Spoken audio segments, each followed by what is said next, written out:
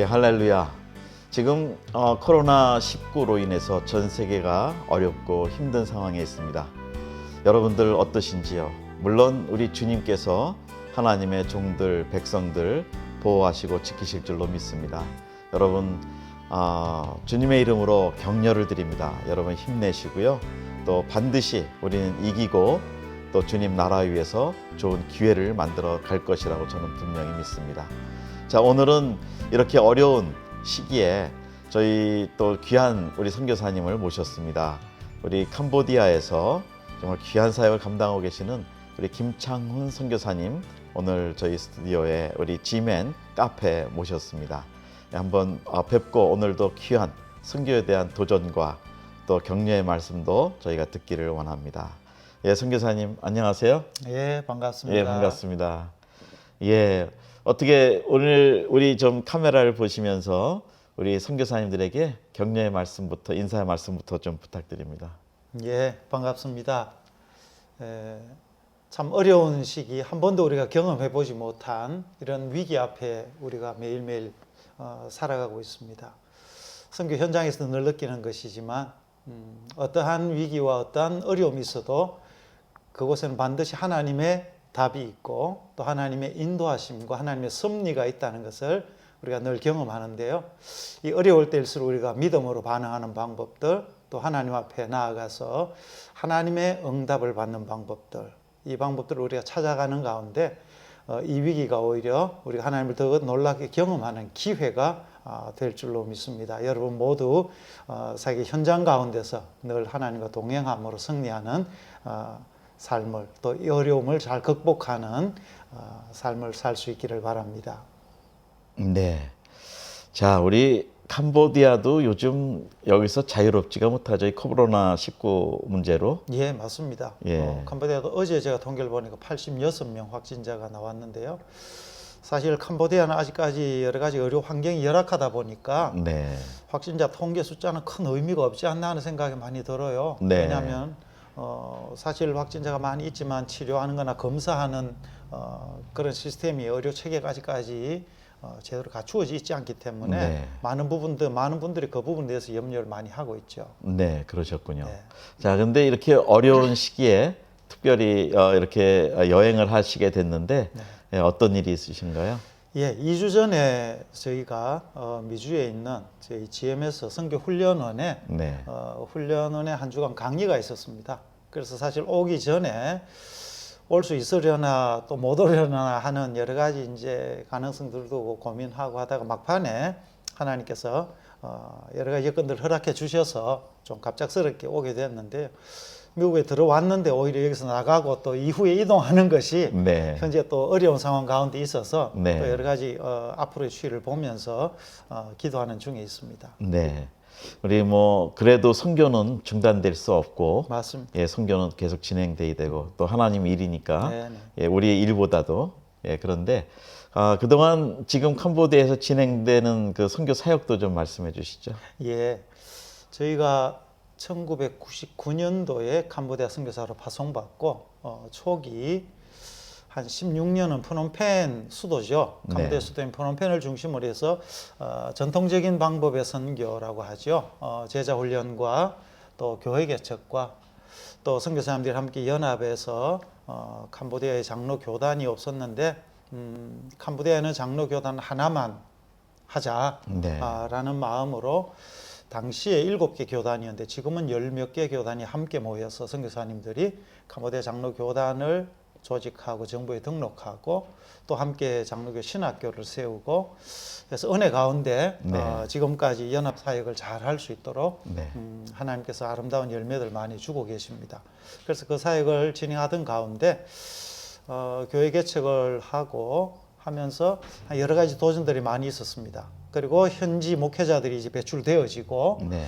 현지 교회가 많이 이제 세워지는 상황에서 선교사들이 계속적으로 교회를 개척하는 부분들에 대한 이제 도전을 받게 되고 또 풀로에서 공부하고 하면서 제 개인적으로 이제 캄보디아 상황이 선교사가 앞장서서 교회를 개척하는 부분들은 그렇게 바람직하거나 건강하지 않다는 네. 생각을 가지게 되었고 이제 넥스트 스텝을 위해서 기도하던 중에 하나님께서 캄보디아가 아시겠지만 불교 국가입니다. 네. 국교가 불교인데 이 불교권의 복음이 어떻게 불교권을 돌파해 나갈 수 있는가에 대한 기도를 하고 고민하던 중에 불교 마을뿐인 캄보디아 안에 기독교 마을이 한 공동체가 변화되어져서 하나님의 영광과 또 하나님의 복음을 전하는 도구가 되면 참 좋겠다 네. 하는 마음을 주셔서 저희가 이제 프놈펜 16년의 사역을 정리하고 이제 시엠립입니다. 앙코르왓이 있는 시엠립이라고 유명하죠. 예, 네.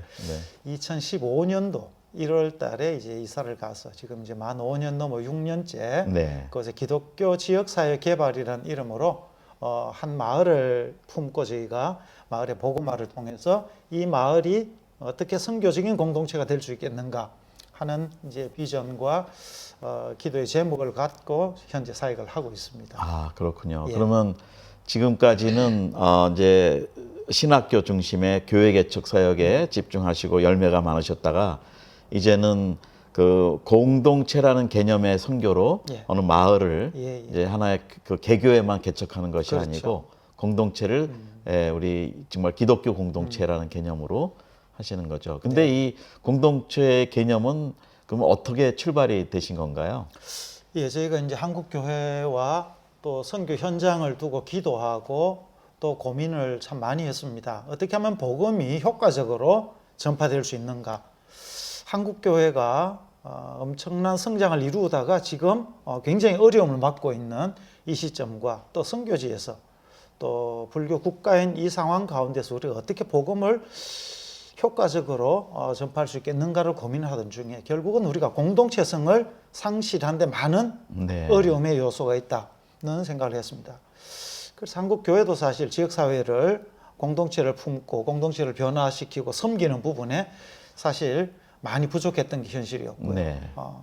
선교 현장도 다르지 않다라는 생각을 하게 되었고 결국 복음이 한 개인뿐만 아니라 한 지역사회를 변화시킬 수 있는 능력이 있는데 이것이 어떻게 나타날 수 있는가 네. 하는 부분에 대한 고민을 하면서 공동체를 생각하게 되었고 캄보디아는 결국 불교 문화권이다 보니까 한 개인을 우리가 교회로 전도해서 데려오는 것은 국가적으로 또 여러 가지 캄보디아 상황적으로 열려 있어서 네. 어렵지가 않습니다. 그런데 그 사람들이 교회에서 예수님을 만나고 예배를 드리고 그들의 가정이나 그들의 공동체로 다시 돌아갔을 때에 정말 그리스도인으로서 빛과 소금의 사명을 잘 감당할 수 있는 건강한 크리스찬들이 되어지고 네. 그리고 그들로 말미암아 교회가 그 지역사회를 밝힐 수 있는 빛이 되어야 되는데 여러 가지 아직까지 상황적으로 또 환경적으로 캄보디아 교회들이 약하고 또 개인들의 믿음이 약하다 보니까 그런 변화들이 아직까지 더디 나타나는 여러 가지 이런 환경 속에서 어떻게 이것들을 효과적으로 또 선교적인 측면에서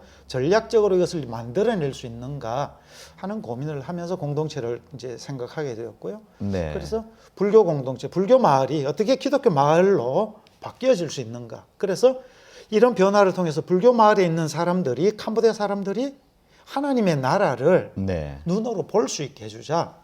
그래서 귀로만 듣는 하나님의 나라, 복음이 아니라 눈으로 보는 하나님의 나라. 네. 이 복음에 대해서 고민을 하면서 하나님께서 그런 마음들을 주셔서 저희가 이 공동체를 개발하고 변화시키는 이 부분을 두고 이제 기도했었고 네. 이제 그 일을 시작하고 있는 중에 있습니다. 그럼 말씀하신 중에 개인이 회심이 돼서 교회를 가도 그 공동체 환경이 그 개인의 회심이 지탱하기가 어려운 그렇죠. 그런 환경인데 그렇죠. 지금 그거를 오히려 공동체 전체를 기독교화 시키는 전략 예. 그런 건데 그러면 거기에 연결되는 요소가 네. 뭐 경제적 요소도 있을 것이고 문화적 요소도 있을 것인데 특별히 공동체라는 개념에서는 뭐 소위 말하는 이제 일상생활에서 필요한 먹거리라든지 이제 그런 것들이 많이 또 우리 기독교에서도 좀 돼야 되는데 그렇죠. 변화가 됐을 때 네. 예, 그런 전략으로도 지금 또 지금 말씀하신 네. 대로 공동체를 어떻게 하면 좀 재정적으로도 자립할 수 있을까라는 것도 말씀을 저한테 사실은 개인적으로 해주셨어요. 예, 근데 실례지만 먼저 논문 쓰신 게 박사 과정에 논문 쓰신 게 이 분야셨던 건가요? 논문은 사실 저희가 이제 앞서 말씀드렸던 캄보디아 장로 교단을 설립하고 당시에 이제 선교사 공회였습니다. 공회로 출발해서 지금 이제 동로회가 설립되었고요. 이 동로회가 앞으로 이제 총회가 설립되어지고 현지 목회자들에게 이 모든 것들을 위임하고 이제 우리가 어떻게 선교사들이 자연스럽게 지도력을 위임할 수 있느냐 하는 이 부분을 가지고 고민하면서 네. 이제 지도력 이양에 대한 주제로 논문을 썼었습니다. 아, 그러니까 이거는 새로운 논문 이후에 그렇죠. 이제 그다음 새로운 스텝입니다. 전략으로 네. 하시는데요. 그러면은 지금 그 공동체에 관한 이제 사역으로 지금 많이 진전이 됐다고 저는 이제 개인적으로 알고 있습니다만 네. 지금 그 사역에 진전되는 내용은 좀 어떠신가요?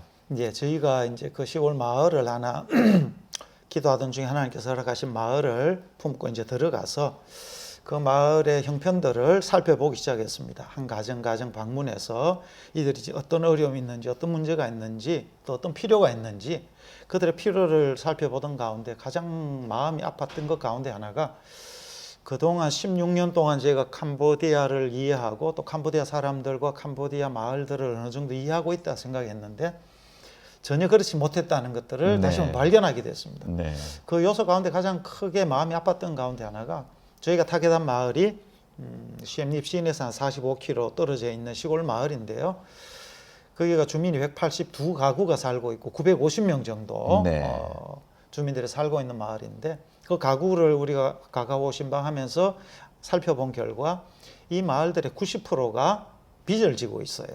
네. 빚을 지고 있고 농사빚이라는 얘기인가요? 그렇죠. 네, 네. 이들의 삶의 여러 가지 이유들 때문에 빚을 질 수밖에 없는 또 빚을 지고 이 빚을 해결하지 못하는 이런 경제적인 어려움들을 참 많이 봤습니다. 이전에 사실 영적인 필요들과 또 교육적인, 의료적인 이런 열악함이나 낙후된 상황들은 교회 사역을 하면서도 늘 접해왔던 부분들이었는데 저희가 새롭게 이제 문제를 또 필요들을 더 깊이 보게 된 것이 이 경제적인 어려움들이었습니다. 네.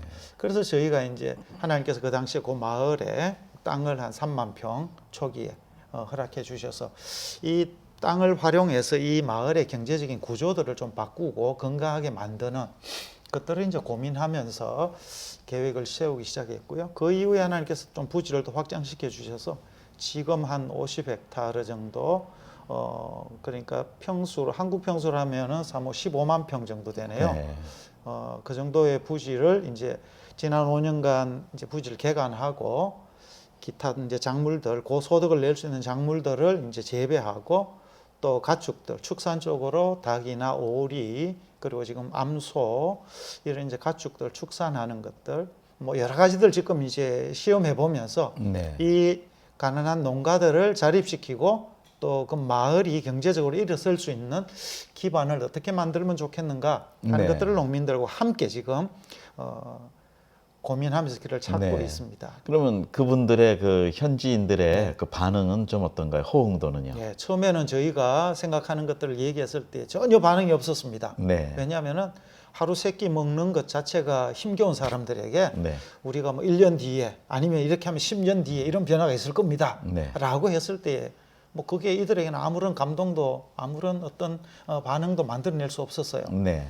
그래서 저희가 생각을 많이 바꾸고 또 이들의 삶에 우리가 더 접근해서 이들의 삶 속에 더 깊이 들어가는 작업들을 우리가 많이 가졌고요. 그러는 가운데 이제 지난 5년, 지난해죠. 5년째 되던 지난해에 처음으로 이제 열매가 맺혀진 것 가운데 하나가 마을 주민들을 이제 교육하고 훈련해서 양계 협동 조합을 만들었습니다. 아, 그렇군요. 그래서 25가구가 협동조합원으로 이제 자기들이 직접 신청을 해서 네. 교육을 받고 지금 4차에 걸쳐서 교육을 마치고 이제 양계장을 자기 손으로 다 짓게 했습니다. 그렇군요. 경제적으로 전혀 지원 없이. 그러니까 각자 자기의 자기 집이나 있는 돈. 터에서 그렇죠. 네. 그래서 15가구가 양계장을 직접 만들었어요. 네. 그것만 해도 저는 큰 성과라고 보고요. 그렇죠.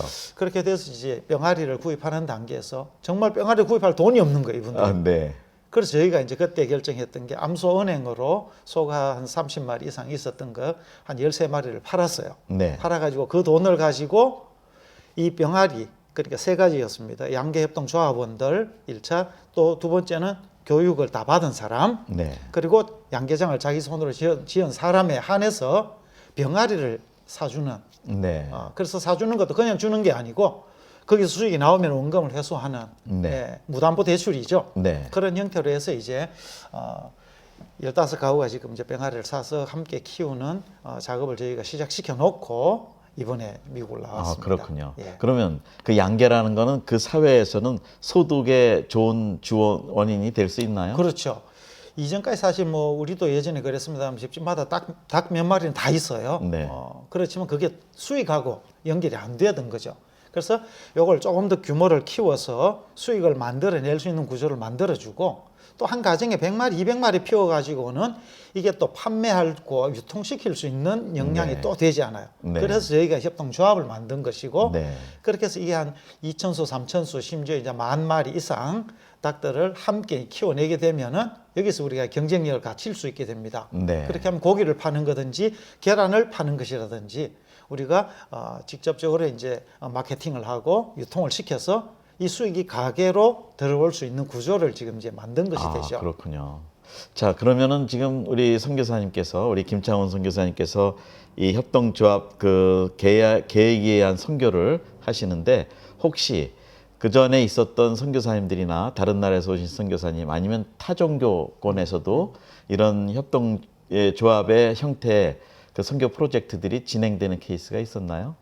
아직까지 제가 캄보디아 안에 협동조합이 지금 캄보디아 법적으로 협동조합이라는 법원이 있어요. 네. 저희가 이제 공무원들 만나서 이런 의견들을 나누었을 때에 할 수 있다. 법적인 제도가 있다라는 확인을 했고 이걸 실제적으로 잘 하고 있는 데가 있느냐고 공무원들에게 문의를 했을 때에 그들이 저희에게 제시해 준 모델이나 그런 것들이 잘 되어 있는 것들은 아직까지 저희가 확인한 적은 없습니다. 아, 그렇군요. 그렇지만 이것들이 이제 캄보디아 안에 사실 많이 필요한 상황이고 사실은 저희가 이제 기대하는 것은 이게 좋은 모델이 되어서 국가적인 차원에서 앞으로 이런 것들이 좀 더 제도적으로 네. 확장될 수 있는 기반들을 나라에서 제공해주고 지원해준다면 이 가난한 캄보디아의 농촌들, 마을들이 또 농가들이 훨씬 더 이 가난을 극복할 수 있는 네. 좋은 기회가 되지 않겠느냐 그렇게 기대를 네. 하고 있습니다. 저희가 이제 한동안 그런 얘기를 많이 했죠. 한 손에는 복음, 한 손에는 이제 음식, 뭐 그렇죠. 양식, 예. 예, 이런 거였는데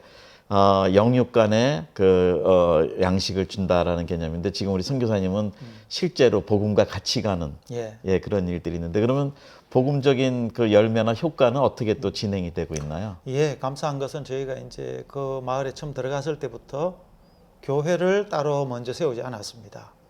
철저하게 저희가 그 마을 속으로 들어간다는 개념으로 그래서 예배도 어디서 들었냐 하니까 그 마을의 동장님 댁에 네. 가서 동장님 댁에서 예배를 드렸어요. 사람들에게 교회로 오세요. 예배 드리러 교회로 오세요 하면은 일단 이 사람들이 좀 어떤 거부감도 문턱을 있을 넘어갈 수 수 있겠죠. 있는 어떤 네. 그런 이제 결단들을 해야 되는 네. 부분들이 있습니다. 그래서 마을 동장님 집으로 오세요 하면 이분들이 훨씬 더 쉽게 편하게 접근할 수 있기 때문에 이제 저희가 처음부터 의도적으로 동장님 집에서 예배를 드리고 그렇게 해서 마을 주민들과 함께 복음을 자연스럽게 나눌 수 있는 그런 계기를 만들었고요.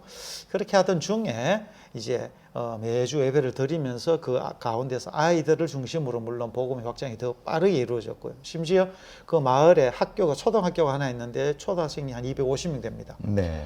보통 예배 드리면 그 초등학교 학생들의 한 절반 정도는 기본적으로 와서 예배 드릴 정도로 아이들이나 주일학교의 예배는 굉장히 빠른 네. 부흥을 이룰 수가 있었고요.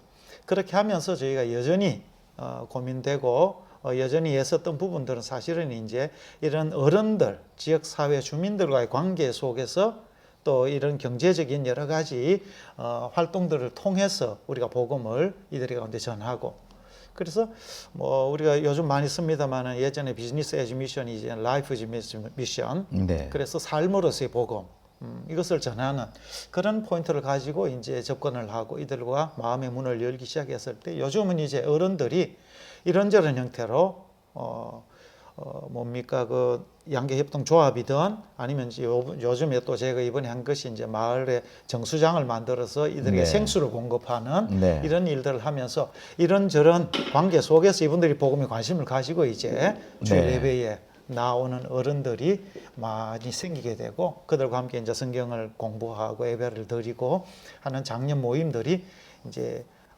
자리를 잡아가고 있어서 참 감사하죠. 네, 아유 뭐 지금까지만 설명해 주신 것만 해도 그 하나님의 역사가 크게 일어나고 있다는 걸 저희가 이제 알게 됐는데 거기에 이렇게 좀 단기팀이 오거나 또 개인적으로 관심 있고 그 농업 분야에 관심 있고 이런 분들이 어떻게 합류해서 사역하실 기회가 있으시죠? 아유, 그렇죠. 많이 필요한 상황이고요. 네. 사실 저희가 이렇게 이제 계획을 세우지만 저희가 가진 역량이나 저희가 가진 전문성이 없어요.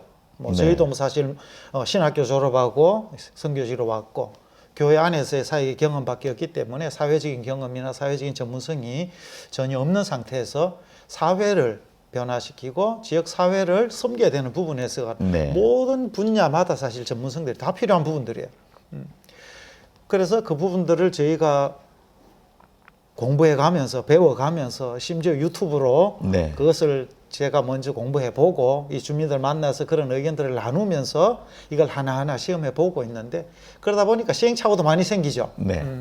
그런데 저희가 이제 기대하는 것은 이런 기본이 기초가 관계가 형성되어 있으면은 단기 선교팀이든 또 평신도 전문인이든 이런 분들이 이제 하나님의 인도하신 가운데 만나게 되었을 때 이분들이 이제 실질적으로 그런 분야마다 귀한 사역들을 이제 맡아서 해주기를 저희가 기대하고 있는 거죠. 네. 그래서 이게 총체적인 선교고 통합 선교이기 때문에 목회자가 할 수 있는 것은 지극히 한 부분에 제한된 성격이고요. 특별히 커뮤니티를 세우고 마을을 변화시키기 위해서는 뭐 여러 가지 분야에 많은 전문인들이 필요하고요. 실제적으로 이제 한국에서 건축하시는 분이 와서 건축 학교를 또 열어주시고 네. 또 하는 이런 이제 일들이 조금씩 이제 진행되고 있습니다. 진행되고 있는데 앞으로 농업 관련해서 좀 전문인들이 오셔서 이들에게 전문적인 농업 기술들을 보급해주고 지원해주고 교육해주는 이런 것들이 이제 계속적으로 많이 필요한 상황입니다. 네. 그러면 뭐 앞으로 우리 은퇴하신 전문인들께서 예.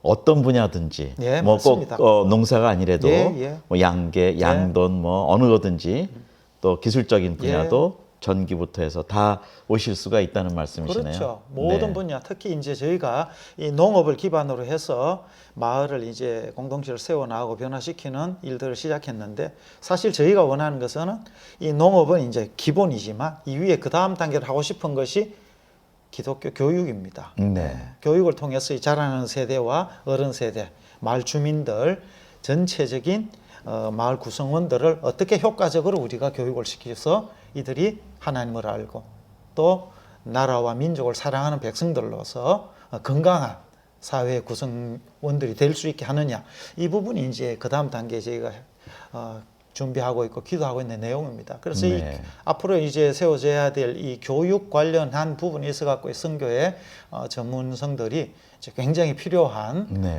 단계에 와 있습니다. 그러면 그 마을에 있는 그 학교 250여 명의 학생들이 있다는 곳인데 거기가 나중에 우리가 기독교화 시킬 수 있는 기반이 돼 있다는 말씀인 거네요. 그렇죠. 이미 뭐 예. 학교, 그 공립학교의 관계는 굉장히 좋은 상태에 있고요. 학교에 필요한 부분들 저희가 함께 지원하고 저희가 또 작은 행사들은 교회에서도 하고 뭐 여러 가지 형태로 진행하지만 큰 규모 행사는 학교를 대상으로 해서 마을 전체 주민들을 학교로 모아서 학교에서 하는 행사들을 뭐 여러 차례 했었습니다. 네. 그리고 저희가 이제 거기가 아무도 공립학교다 보니까 우리가 원하는 교육을 할 수는 없죠. 네. 그래서 저희가 기도하는 것이 앞으로 국제 기독교 학교를 세워서 그 지역의 아이들뿐만 아니라 CMDB 좋은 것이 라오스와 베트남과 태국의 접근성이 굉장히 유리한 좋은 조건이 있습니다. 네. 그래서 처음 저희가 푸놈펜을 터나 CMDB를 갔을 때에도 이제 그런 것을 보고 갔고요.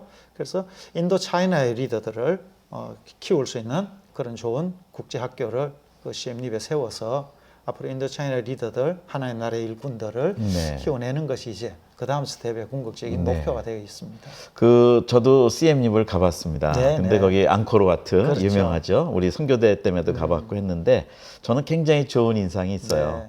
그러니까 지금 말씀하신 대로 우선은 뭐 은퇴하기 전이라도 오시면 좋겠는데 만약에 은퇴하셨으면 자비량이 가능하시거든요. 요즘은 연금도 나오고 그러면은 거기에 뭐 한국이나 미국에 계신 은퇴하신 분들이 오셔서 자기의 전공 분야로 얼마든지 교육이면 교육, 뭐 어떤 기술 분야도 다 뭐 자동차 정비, 미용 뭐 다 필요하시겠죠. 그러니까 이런 분들이 오시면 생활은 어떻게 일반적으로 어떤 상황인가요? 생활이 좀 편하다 그럴까요? 아니면 어떻게 보세요? 한국이나 미국 비교해 볼 때. 일단 캄보디아가 좋은 것이요. 선교적으로 열려 있다는 환경.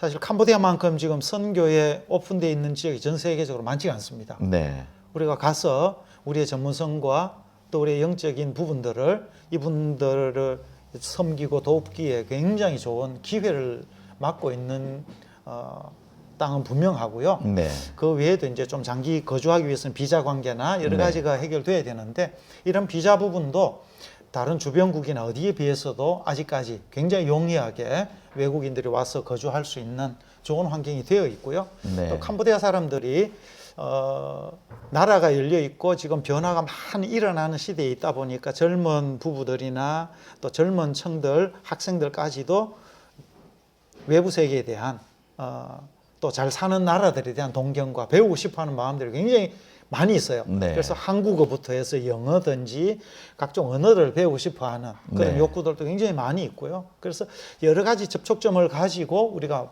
효과적으로 복음을 전하기에 너무 좋은 시기를 맞이하고 있다라고 보면 맞습니다. 네. 그래서 외부에서 들어왔을 때 이제 일단 거주할 수 있는 이런 환경들은 굉장히 좋고요.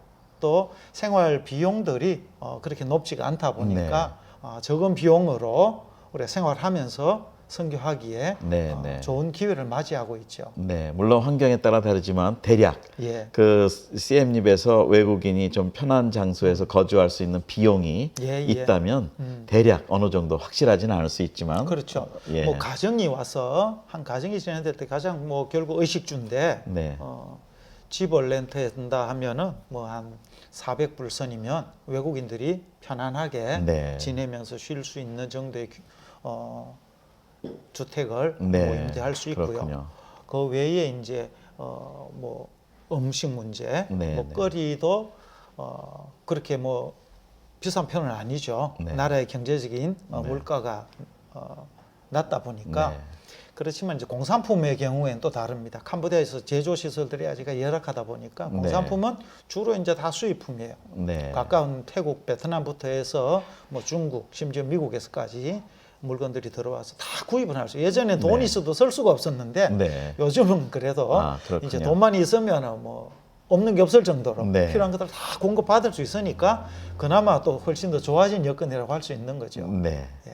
자, 이제 우리 지금 이 방송을 보고 계시는 우리 연세 드신 분들, 저희가 소위 말하는 황금기 선교사님 세대 은퇴하시고 나서 뭐 생활비가 한 1,000불 정도면 우리 커플이 충분히 여유 있게 생활하셨다고 말씀하시는 것 같아요. 그러니까 한번 그동안 주님이 주신 여러 가지 전문성, 지혜, 경험 이런 걸 가지고 우리 캄보디아가 지금 열려 있다고 그러니까 여기 복음으로 정말 그 나라가 축복받는 나라가 되도록 또 한참 지금 크는 우리 어린 그 학생들, 영혼들에게 복음으로 섬기면 좋겠습니다. 뭐 영어 유치원도 좋겠고요. 자, 이제 저는 여러분 지금 보시는 분들 중에 이 은퇴하시거나 은퇴가 가까우신 분들, 그 계획을 이제는 마지막 그 인생의 기간을 황금기로 정말 주님을 위해서 선교사로 한번 헌신하시면 좋겠고요. 우리 김창훈 선교사님 연락처는 우리 이 밑에다가 그 방송 그 밑에다가 정보를 올려놓겠습니다. 여러분이 계속 참관하시고요. 저희는 조금 더 우리 선교사님하고 이제 대담을 좀 해보겠습니다. 자, 선교사님 이런 좋은 프로젝트가 진행이 되고 계시는데 지금 이제 사실은 또 우리 한국 선교의 이제 중고참 선교사님이신데 뭐 20년이 넘으셨는데 이런 방향에서 그때 나가셨을 상황하고 지금 상황하고 현장에서 보시는 그 변화가 굉장히 많을 것 같아요. 어떻게 보고 계시나요? 예, 그렇죠. 뭐 캄보디아가 사실 저희가 나갔을 때만 지금 뭐 물가만 따지자면 한 10배 이상 네. 오른 상태입니다. 당시에 공무원들이 기본 월급이 25불이었는데 작년에 정부에서 발표한 이제 250불까지 올렸습니다. 네. 그러니까 10배 정도의 경제적인 변화가 이미 일어난 상태고요. 그것뿐만 아니라 뭐 그것을 기반으로 해서 사회적인 변화도 뭐 굉장히 빠른 편이고요. 네. 이제 염려가 되는 것은 경제적인 변화가 일어나면서 이 사람들이 육적인 굶주림과 영적인 굶주림이 함께 존재했었다면 육적인 것들이 점차 해결되기 시작하면서 이 캄보디아에 가난했던 사람들이 어떤 돈의 맛이랄까요? 네, 경제의 위력이랄까요? 네. 이것에 점차 그들의 영적인 부분들이 잠식되어 가는 것들을 현장에서 보게 됩니다. 네. 다시 말씀드리면은 예전에는 복음 전하기가 훨씬 쉬웠는데 네. 경제가 발전할수록 복음에 대한 반응들이 무뎌지고 네, 점차 그렇군요. 어려워진다는 것들을 도시 중심으로서는 많이 느끼고요. 네. 시골까지도 지금 그런 부분들이 영향들이 퍼져가고 있는 것들을 저희가 보고 있습니다. 네. 그래서 간절히 기도하는 것은 캄보디아 경제가 성장하는 것은 굉장히 중요하고 의미가 있는데 이 경제 성장의 속도보다 우리가 복음을 전하는 복음이 확장 속도가 더 빨라야지 네. 캄보디아는 가능성이 있다는 거죠. 네. 그래서 이미 들어가 있는 우리 선교사들뿐만 아니라 또 캄보디아를 위해서 여러분이 기도해 주실 때에 정말 캄보디아 안의 영적인 변화가 또 하나님 나라의 역사가 확장되어지는 역사가 이런 경제적인 성장과 경제적인 발전보다 더 빠르게 이루어져서 네. 돈이 이들의 영혼을 사로잡기 전에 네. 정말 하나님의 성령이 이들을 아멘. 다스리시고 이들을 정복해 주시고 그래서 하나님께서 다스리시는 캄보디아가 되기 위해서 우리가 해야 될 삶이 그만큼 더 긴박하고 네. 굉장히 중요한 타임에 와 있다고 봅니다. 앞으로 20년 안에 네. 어쩌면은 캄보디아가 복음화 될 수 있느냐 아니면은 우리가 여전히 이 불교 국가로 나라는 발전했지만 복음은 전하기 어려워져 버리는 그런 나라로 남게 될 것인가 하는 네. 중요한 것들이 앞으로 한 20년 안에 결정되어진다라고 보여집니다. 아, 그래서 캄보디아를 위해서 좀 기도도 많이 해주시고 네. 이런 부분에서 여러분들이 또 함께 섬겨주시면은 하나님께서 우리 대한민국을 통해서 지금 놀라운 세계 선교 역사를 이루셨듯이 앞으로 캄보디아를 열어놓으신 하나님께서 캄보디아 교회를 세우시고 캄보디아 성도들을 통해서 앞으로 인도 차이나와 또 세계 복음화를 네. 위한 귀한 선교의 동력을 캄보디아 안에서 만들어내실 것이다 라는 믿음으로 저희가 지금 예. 기도하면서 사역을 하고 있습니다. 예, 저희는 근데 지금 선교를 연결하고 파송하고 하는 입장에서 본다면 아까 현장 상황, 어디 캄보디아만 봐도 지금 20몇 년 전보다 지금 10배가 빠르다고 그러셨는데 한국 교회들이 선교 성장이나 선교를 보내는 속도가 과연 현장에 맞춰서 10배가 빨라졌느냐? 예, 그런 것도 지금 말씀 듣다 보면 좀 질문이 생겨요. 맞습니다. 자, 그럼 우리 한국 교회 입장에서 그렇다고 10배 생활비가 높아졌는데 교회 후원하는 교회들이 10배 생활비를 더 높여 주었느냐?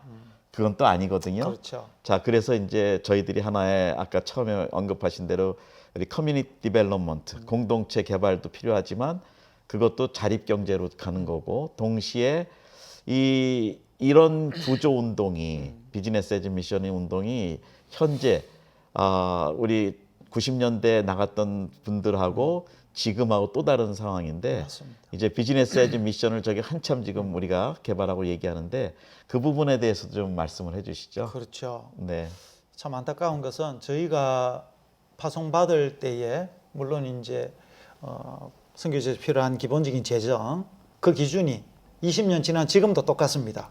선교지의 물가나 선교지 경제 상황은 뭐 10배, 20배 높아졌음에도 불구하고 네, 뭐 협력 선교사님들 10만 원씩 후원하던 교회들 뭐 20년 지나도 10만 원 똑같아요. 네, 그 10만 원도 20년 동안 이어져 왔으면 정말 감사한 일이고 네, 심지어 그 20년 오면서 그 10만 원 후원하던 교회들도 후원이 중단된 상태가 그렇죠. 많은 거죠. 네, 네, 그렇다면 선교지의 경제적인 변화는 굉장히 급격하게 높아지고 있는데 불구하고 선교사들의 경제적인 여건은 오히려 더 나빠지고 있다라고 보면 네. 맞는 것 같아요. 네, 그렇지만 하나님의 선교는 중단될 수 없고 계속 가야 되는 부분에서 또 우리가 성경에서 발견하는 선교도 뭐 선교의 원형이 그렇습니다.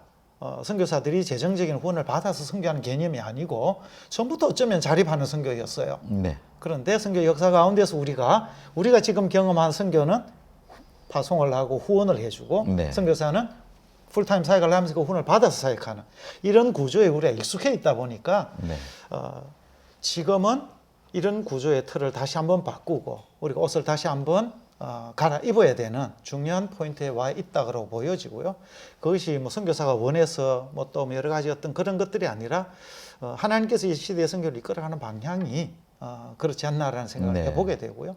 이런 변화를 우리가 바라보면서 내다보고 또 그것을 위해서 잘 효과적으로 준비하는 자세가 선교사들이 필요한데 사실 선교사들 또 현장에서 매일매일 사역에 급급하다 보면은 이런 장기적인 계획들을 가지고 또 자립을 위한 계획들을 스스로 세워서 하기가 참 녹록치 않은 네. 현실인 것이 사실입니다. 네. 그렇지만 우리가 하나님의 선교가 지속되기 위해서 시대적인 상황들을 보는 안목도 필요하고 이런 변화들을 위해서 우리가 준비할 수 있는 역량도 필요하고 그런 부분에서 저희도 이제 비즈니스 선교를 통해서 결국은 저희는 선교사 자립보다는 교회가 자립하고 현지 교회가 자립하고 현지 성도들이 자립하는데 저희 관심이 있었고 네. 그것을 위해서 처음부터 이제 비즈니스 선교를 네. 이제 생각하고 그 일들을 지금 해 나가고 있는데 앞으로는 선교사 생존 자체도 이제 어려움을 겪을 그렇죠. 네. 시대가 눈앞에 와 있는 네. 이때가 되다 보니까 이 중요성은 훨씬 더 크다고 보여지죠. 네. 예, 그렇게 하기 위해서 이 비즈니스 선교나 또 총체적인 선교, 통합 선교에 대한 선교적인 패러다임이 바뀌어야 되는 네. 굉장히 중요한 그러한 시점에 와 있다고 네. 보여집니다. 요즘 특히 말씀대로 본다면 굉장히 중요한 시기 중에 하나가 지금 이제 코로나 바이러스가 지금 이제 창궐을 하고 있는데 교회들이 이 지역만 해도 온라인 예배를 지금 그렇죠. 예, 다 드리고 맞습니다. 물론 행정 명령에 의해서 임시적이지만 드렸는데 제일 큰 문제가 헌금이 줄어든다는 거예요. 그러면 헌금이 줄어들면 교회 운영에 대한 기본적인 건물 임대료, 맞습니다. 뭐 사역자 사례비 다 나갈 건 우선 나가야 되니까 우선 축소될 수 있는 분야가 그래도 선교거든요. 그렇죠. 그렇게 되면 현장에 있는 분들이 제일 어려우실 것 같아요. 맞습니다. 그래서 이 코로나의 위기가 결국은 교회의 위기요, 선교의 위기까지 보이지 않게 연결이 되는 것 같아서 오늘 우리 선교사님이 주시는 좋은 그 자립 경제의 선교 전략, 그다음에 공동체 개발, 그러면서도 정말 효과적으로 개인의 회심도 필요하지만 공동체 회심의 전략, 이것도 지금 말씀해 주셨는데요. 자, 오늘은 이제 우리 김창훈 선교사님이셨습니다. 정말 귀한 말씀과 또 선교의 도전, 또 전략들이 있었는데, 자, 오늘은 우리가 이런 지금 이거는 이론이 아니고요. 현장에서 실제적으로 진행되고 있는 그 상황을 지금 나누어 주신 겁니다. 그리고 이거는 현장에서 매일 일어나고 있는, 진행되고 있는 일을 지금 나누어 주셨기 때문에 지금 이 후방에 있는 분들이 바로 선교 현장에 들어가서 이 구조 안에서 같이 협력자로 일을 할 수가 있는 구조입니다. 여러분 좀 꼭 기도해 주시고요. 우선 여러분 은퇴 계획 가운데 내가 1차구로 한번 캄보디아를 한번 가보자. 우리 김창훈 선교사님 예수마을로 한번 가보자라고 좀 기도하시는 분들이 좀 나오셨으면 좋겠습니다. 그래서 우리 김창훈 선교사님이 그동안 진행해 오신 이 프로젝트가 정말 그 공동체를 변화시키는 그런 큰 열매가 좀 나오도록 여러분 힘을 합해 주시고요. 이제 마지막 질문이 하나 있습니다. 우리 황금기 선교사님들이 이제 마음이 있고 관심이 있어서 가셔도 자, 현장 선교사님 입장에서의 좀 애로점이라 그럴까요? 예, 그런 분들이 오시는 거에 대해서 굉장히 환영하시지만 이런 부분이 좀 더 준비가 되면 좋겠다라는 아주 현실적인 제안을 좀 제가 한번 부탁을 드려봅니다. 한번 말씀을 좀 해주시죠. 예. 저희가 사역하고 있는 CM립이 관광도시이고 또 관광도시라는 말은 그만큼 국제화가 잘 되어 있는 국제도시라고 할 수 있습니다. 그래서 특별히 황금기 선교사님들 은퇴하시고 오신 시니어 선교사님들이 환경적으로 생활하시기 굉장히 좋은 여건이에요. 편안하게 지낼 수 있는. 그러다 보니까 프놈펜, 수도인 프놈펜보다 시엠립 쪽에 이제 은퇴하시고 오는 분들의 비율이 더 높습니다. 네. 그래서 전체 선교사님들의 연령층 비율을 보면은 연세가 드신 우리 선교사님들이 상당히 많이 분포하고 있는 것들을 저희가 보게 되는데요. 그러다 보니까 이제 저희가 그런 분들하고 함께 교제도 하고 함께 사역을 해보면서 느끼는 부분 가운데 어떤 좀 안타까움이 있느냐 하니까 선교사님들이 이제 은퇴하시거나 돌아오실 때 이분들의 장점이 참 많으셔요. 네. 충분한 경험이나 좋은 전문성들을 가지고 또 심지어 경제적으로도 안정되어 있는 네. 좋은 장점들을 많이 가지고 계시는데 이분들이 들어오셔서 선교적인 선교 사역들을 하게 될 때에 좀 안타까움들이 아무래도 연세가 드시고 오시면 좀 약한 부분들이 뭐냐 합니까? 결국 이제 언어적인 부분들의 제한이 강해요. 네. 새로운 언어를 배운다는 것이 이제 굉장히 힘들다 보니까 언어를 배우는 게 굉장히 힘들게 느껴져서 언어를 배우지 않고 할 수 있는 사역들을 찾으셔요. 네. 그렇게 하는 부분 가운데 이제 쉽게 하는 것들이 결국은 캄보디아 시엠립에도 영어를 하거나 한국말을 하는 현지인들이 제법 있습니다. 이제 이런 분들을 찾아서 이런 분들에게 월급을 주고 네. 고용하죠. 네. 그래서 내가 하기 원하는 사역들을 심지어 평신도들이 오셔서 전문인들이 전문성을 살려서 그 분야의 사역을 해주면 참 좋은데 네. 그게 아니고 그거는 다 묻어두고 교회를 개척하셔요. 네. 교회를 하고 싶으신 거예요. 그래서 교회 개척을 하고 싶으면 사실은 이미 목회자 선교사들이 개척해 놓은 교회나 이미 세워져 있는 현지 교회들이 많이 있어요. 이 교회들을 더 건강한 교회가 되게 지원해 주는 사역이면 좋아요.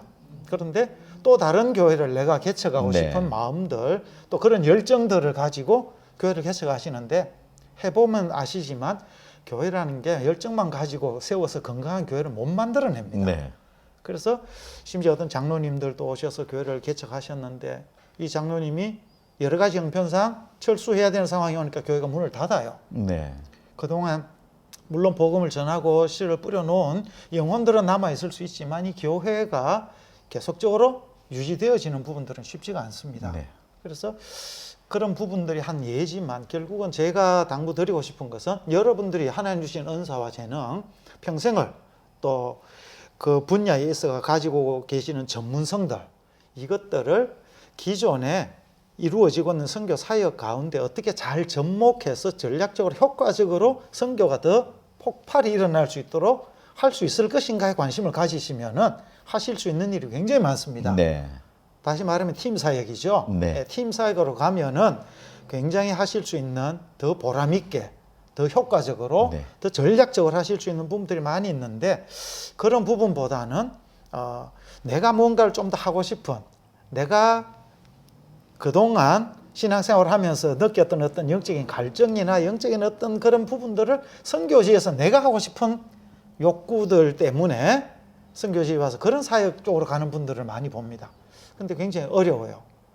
그래서 제가 당부드리고 싶은 것은 선교지 나오시기 전에 그래도 기본적으로 전문의 선교에 대한 이해들, 훈련들 좀 꼭 받으시기를 추천드리고, 특별히 우리 지멘에서도 네. 지금 이런 황금지 선교사 훈련 과정들이 제가 있다고 알고 있습니다. 여러분 좋은 과정들하고 잘 교제하시면서 훈련하시고 잘 준비되시는 게 1차적으로 중요할 것 같고요. 그렇게 준비되신 다음에는 그러면 하나님이 지금 어느 곳에서 어떤 일을 하고 계시는지, 어디에 내가 필요한지 이미 좋은 네트워크를 통해서 이런 정보들을 다 우리가 공유할 수 있습니다. 그래서 특별히 우리 김정환 선교사님 이렇게 만나셔서 상담해 보시면은 전 세계적인 안목을 가지고 필요들을 알고 계시기 때문에 효과적으로, 효율적으로 이 사역을 네트워킹해 주실 수 있다고 봅니다. 그래서 이런 좋은 전문가들하고 잘 상담을 하셔서 정말 내가 가진 전문성들이 잘 쓰임 받을 수 있는 좋은 선교지, 또 좋은 선교의 팀을 잘 만나서 효과적으로 연합 사역을 할 수 있다면 정말 하나님의 놀라운 역사를 함께 경험하는 그런 역사들을 현장에서 함께 누리는 축복이 있을 거라 생각을 합니다. 네. 그런데 그렇지 않고 내가 하고 싶은 어떤 것들, 그래서 저희가 이제 선교지에서 늘 얘기하는 것이, 선교는 내가 하고 싶은 걸 하는 게 결코 아니다. 그들이 필요하는 것, 또 하나님이 원하시는 것, 네. 이것을 내가 섬기는 것이 중요하지, 내가 하고 싶은 걸 하는 것은 선교가 아닌 거죠, 사실. 네. 그렇죠. 예, 너무 오늘 이게 사실은 선교와 강의로 쳐도 굉장히 가치가 있는 강의라고 저는 믿습니다. 이렇게 귀한 말씀, 현장에 계시는 분이 정말 깊이 경험하시고 나누시는 말씀이 저희들한테 큰 그 방향이 설정이 되는 그런 시간이었습니다. 오늘 이 말씀을 통해서 저는 당장 좀 여러분에게 제안을 드리고 싶어요. 어떤 분야든지 우리 CM립의 예수 마을 거기에 공동팀으로 좀 참여하실 분들이 한 10가구만 나오시면 좋겠어요. 놀라운. 예, 그럼 미주에서 우선 한국도 나오면 좋지만 은퇴하시면 개인적으로 1,000불이면 한 커플이 들어가서 정말 편안한 구조에서 또 이제 개인의 프라이버시도 지키면서 사역을 참여하시는데 본인의 그 전문성 말씀하신 대로 어떤 분야도 좋습니다. 지금 거기 건축도 일어나고 있고 어떤 분야도 다 필요한데 한 10팀만 이번 기회에 좀 우리 미주에서 우리 CM립으로 예수마을의 공동체로 좀 들어가면 좋겠다. 그러나 말씀하신 것처럼 가시기 전에는 저희가 개척자로 가는 건 아니고 조력자로, 서포터로, 우리가 선교사님이 지금 개척하신 그 구조 안에 가서 팀으로 일하는, 우리가 함께 승리하는 팀으로 들어가는 것이기 때문에 여러분 그 과정도 저희가 많이 도와드릴 겁니다. 그래서 여러분 꼭 좀 기도하시고 한번 방문부터, 이게 코로나가 좀 안정이 되면 여름에 단기 선교라도 한번 좀 가보시고 그렇게 기도하시면 좋겠습니다. 오늘 정말 귀한 말씀 주셨는데 다시 한번 이 방송을 또 듣는 분들 중에 우리 성도님도 많이 보시지만 또 선교사님들도 보시는데요. 한번 오늘 말씀 나눴던 것들을 좀 우리 선교사님들한테 한번 격려의 말씀으로 한번 좀 해주시죠. 참 어느 시대보다 선교의 새로운 도전에 직면해 있는 이 시대에 하나님의 부름받고 주님 보내신 그곳에서 사역하시는 우리 귀한 동역자 여러분, 선교의 현장이 때로 어렵고 힘든 일들을 우리가 경험을 합니다. 그러나 우리가 분명히 믿고 바라는 것은 이 선교는 우리의 선교가 아니고 하나님께서 하시는 선교요, 하나님께서 답을 가지고 계시는 선교이기 때문에, 또 하나님이 이미 승리하신 선교이기 때문에 우리가 믿음으로 하나님을 바라보는 가운데 낙심하지 않고 기도와 말씀에 우리가 무장되어 있다면 하나님께서 그 어려운 환경들을 여시고 길을 만드시고 하나님 친히 역사하시는 일들을 우리의 현장 가운데 날마다 경험하는 축복이 우리의 삶 가운데 있으리라고 믿습니다. 이미 여러분이 살아오신 걸음이 그러한 걸음이었고, 또 앞으로도 변함없는 하나님의 놀라운 역사를 경험하는 우리의 삶의 흔적들이 되리라 믿습니다. 그래서 때로 우리가 길이 없는 길을 만들어 가야 하는 개척자로서, 또 그 일들을 우리가 감당해낼 때에 또 우리가 지불해야 할 대가도 수고도 희생도 있지만, 그것보다 더 크고 놀라운 하나님의 역사하심과 하나님의 영광이 있는 그 길이기에 우리가 함께 기도함으로 또 말씀에 순종함으로 이 길을 갈 때에 하나님 역사하시는 놀라운 하나님 나라의 역사에 귀하게 쓰임받는 저와 여러분 우리의 삶이 되리라고 확신합니다. 어려운 때이지만 우리가 더 기도로 무장하고 또 하나님 말씀에 순종해 갈 때에 하나님께서 저와 여러분 우리를 통하여서 열방 가운데 하나님을 증거하고 또 우리의 정체성이 복이 되기 위해서 복을 받은 자들이라는 이 사실을 우리가 잊지 않고 복을 열심히 나누는 가운데 온 열방을 축복하는 저와 여러분 우리 모두의 삶이 되었으면 참 좋겠습니다. 힘내시고 늘 승리하시기 바랍니다. 네, 여러분 참 이 어려운 시대에 살 때 그래도 우리가 이렇게 현장의 이야기들을 들어보면 우리의 사는 목적이 왜 살아야 된다는 것을 우리가 알게 됩니다. 그것은 우리 생명을 지키고 우리 가정이 잘 되고 우리 자녀들이 잘 되고, 물론 이것도 하나님 은혜로 되지만 더 중요한 건 우리가 가지고 있는 이 복음, 또 우리가 받은 이 은혜, 구원의 그 은혜, 이것을 나눠주는 것이 진정한 우리 사명이 아닌가 생각이 듭니다. 우리 성도님들이 그동안은 우리 자신을 위해서 하나님 주신 축복으로 우리가 살아왔지만 이제는 우리 캄보디아, CM립 같은 이런 곳에 공동체 개발에 정말 영혼 구원을 위한 사역에 우리가 함께 동역하고 동참하면 좋겠습니다. 그리고 지금까지는 자립 단계의 기초를 만드셨다고 말씀하셨습니다. 그래서 지금부터 조금 더 이제 자립을 위한 기본적인 그 재정들이 좀 더 많이 필요하셔요. 그래서 여러분들 조금씩만이라도 좀 도와주시면 정말 그 공동체가 우리 예수 마을로 변하는 그런 데가 될 것입니다. 그래서 여러분 힘드시지만 조금씩 좀 나눠주셔서 선교 후원해 주시고 또 함께 도와주시면 감사하겠고요. 자, 여러분들 끝까지 우리가 예수 이름의 권세와 보혈의 능력으로 이 코로나 바이러스 우리가 이길 겁니다. 아멘. 그리고 우리는 선교할 겁니다. 아멘. 그리고 우리만 구원받는 것이 아니라 열방의 모든 민족들이 같이 구원받을 겁니다. 우리 CM립의 김창훈 선교사님 함께 그 가족과 모든 사역 또 현지인들을 위해서 기도해 주시고 동역해 주시면 감사하겠습니다. 진행에는 김정한 선교사였습니다. 다시 뵙겠습니다. 감사합니다.